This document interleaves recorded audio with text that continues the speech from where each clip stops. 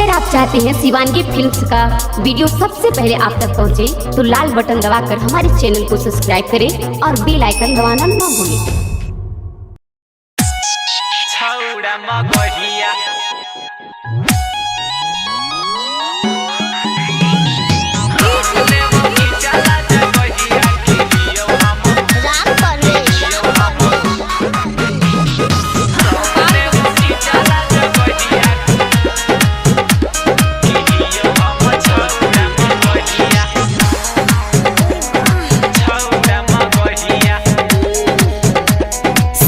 Recording studio Rajgir.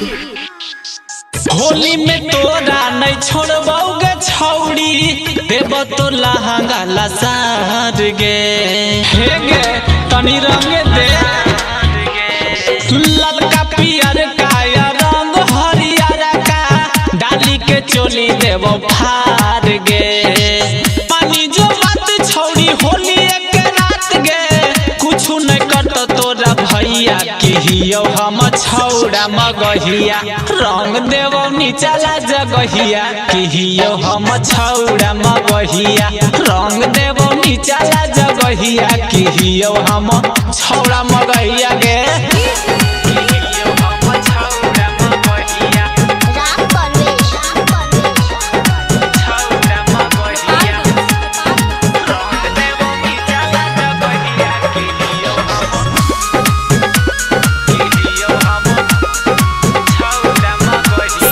Recording studio Rajgir.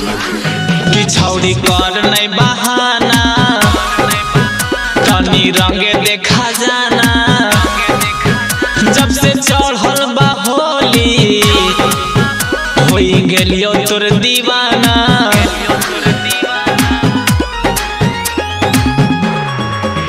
छौड़ी करे नहीं बहाना तनी रंगे देखा जाना, जब से चढ़ल बा होली होई गेलियो तोर दीवाना।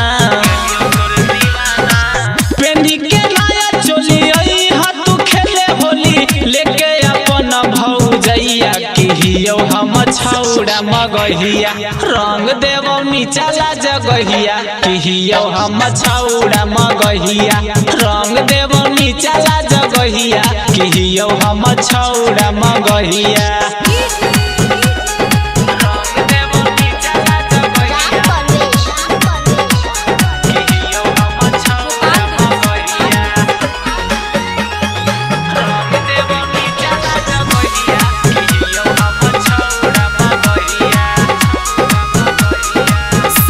Recording studio Rajgir. रोशन रोहित भोजपुरिया लगै तो गाल पयबिरिया, सचिन विपिन दीपू डाली दे तो रंग भीतरिया।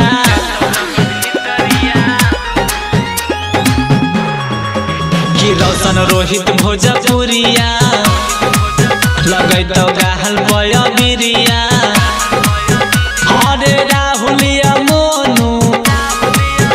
डाली दे तो रंग भीतरिया।